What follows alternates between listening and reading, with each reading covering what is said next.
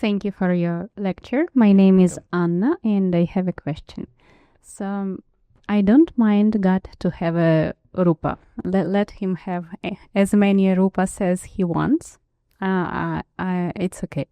But so, for example, for those who worship Krishna, he will be manifested as a Krishna. For those who worship him as a Jesus, he will be manifested as a Jesus, and etc., etc. So many forms. So here my question is not about the form. Let him have form. But what about ultimate reality? About what? Ultimate reality.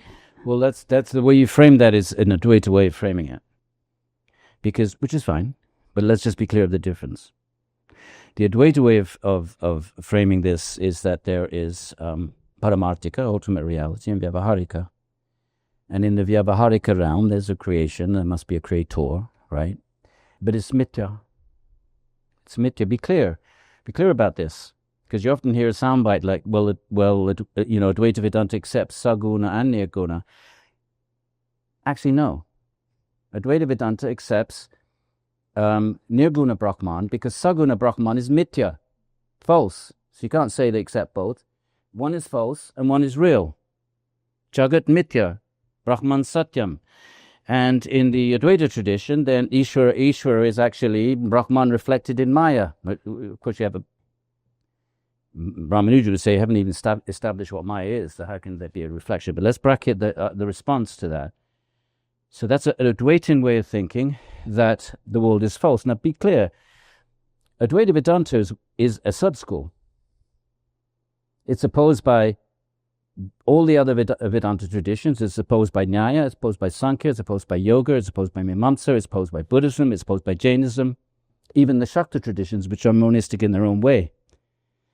So it's one tradition, a noble and honorable one, but the response to that, what about ultimate reality? The question implies that the forms are not ultimate reality. Whether you want to say they're mithya or some other kind of derived, they have some other derived ontological status, they're not ultimate. That's a Advaita Vedanta position. It's not the position of anybody else. So in the Vaishnava tradition, Saguna Brahman is eternal, Vaikuntha is eternal, Goloka is eternal. They are ultimate reality. They flip the narrative. They would say Brahman is just Jyoti. It's just the Brahma Jyoti. It's just the effulgence of God, like the sunlight to the sun. So I think it's important to not assume that these are derivatives, secondary. The form is somehow secondary or derivative of something higher, some ultimate thing. You can assume that if you subscribe to Advaita Vedanta metaphysics, but almost all other schools don't. So then you have a conflict, then you have to study, do your svadhyaya, and decide what makes more sense to you, what you wish to subscribe to, but you're subscribing to a metaphysical view that is not a universal view. So that's important to establish. And who is it that's deciding anyway? Samskaras. Why isn't Advaita Vedanta find Advaita Vedanta coherent and philosophically viable, and why is it that Vaishnavas find it incoherent and massively problematic? So these are samskaras that are going to be making those kinds of choices. All I'm saying is the idea that the forms are not ultimate is very much embedded in one sub-tradition. It is not universal. So is it like all the forms in Jesus form and the Virgin Mary and Ganesh form, Shakti and Krishna and Shiva, they are all like in line and they are all real this? Yeah. That the Absolute is infinitely full of form, guna, rupa, but everything's made of Satchidananda Brahman. Otherwise you run into a Satkaryavad problem. Cause and effect. Satkaryavad. Olive oil is an effect. Well, it has to come from olives. It can't come from oranges. There has to be a connection between the nature of the effect and the nature of the cause. So if you're going to say this world is full of rupa and guna and qualities, and then you're going to say that the at the cause of that is no rupa, then where does the rupa come from? Now Shankara deals with it by saying, well, it's Maya. Where does Maya come from? Where do you want to? Where's the ontological location of Maya? This is an old problem that Vedantins have had to deal with, and all philosophies have a problem. I'm not picking on Advaita Vedanta, but I tell you one thing: why do you think Ramanuja? He has a commentary this big, 100 pages, before he even starts 111, is against the Mahapurva Paksha. Why? Do you think he cares whether the world is real or not? That's not the issue. If you follow Sankhya, which does accept a real world, but when you're in a state of Sarupa Vastanam, you're in an infinite state of pure consciousness, you're not aware of the world. Now, whether it's there or was never there is a minor issue. So that's not the issue, the individualization of the Atman. That's not the issue. If the world is false or real, is the Atman an individual or not? What's the issue? You're going to say that Ramanuja and Madhva and the Vaishnavas' beloved Bhagavan is Maya? Then they come out with 6 guns blazing. You're going to say that that beloved Bhagavan is also a product of agyana, of avidya? You got a fight on your hands. Meaning, a philosophical. You have a philosophical issue that will never go away. It never has. These schools are trained to this day in Udupi and the centers of learning.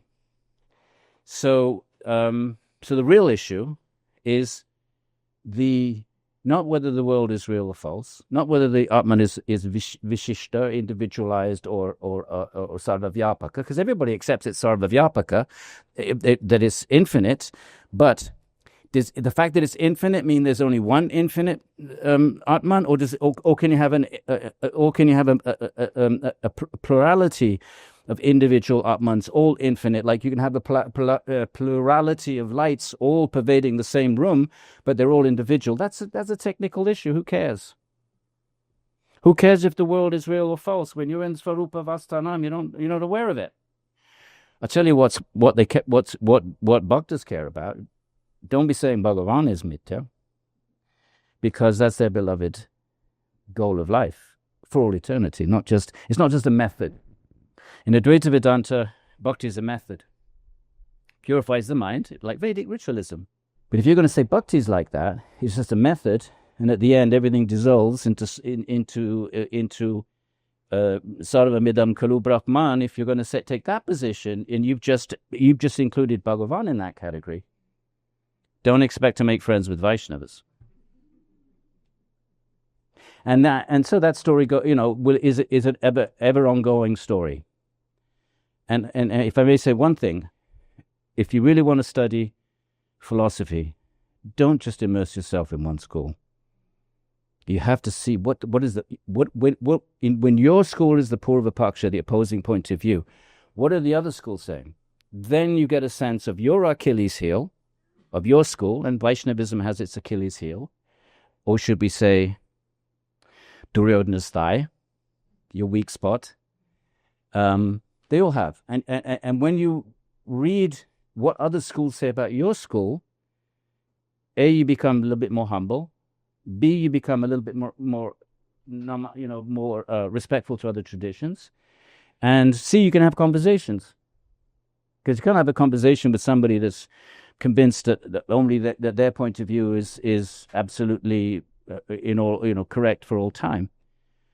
So I think Ramanuja's critique of Advaita is a great place to start. And Madhava, he gets pretty fiery, even more so. So therefore, the idea of a reality beyond form needs to be contextualized into a very specific, limited sub-school called, which is now of course attracted. It's expanded. It's clearly an important school. No, I'm not suggesting it's not, but not to assume, because what happens then is Advaita Vedanta it's when you talk about Vedanta, it's almost assumed you're talking about Advaita Vedanta. What do you think? Right? And not only is Advaita Vedanta kind of like sort of the sort of, you've taken the role of Vedanta writ large, but Advaita Vedanta writ large has almost taken the whole role of Hinduism. And that's not the case historically. And it's not the case on the ground in India today. It might be the case in exported Hinduism in the West, but it isn't.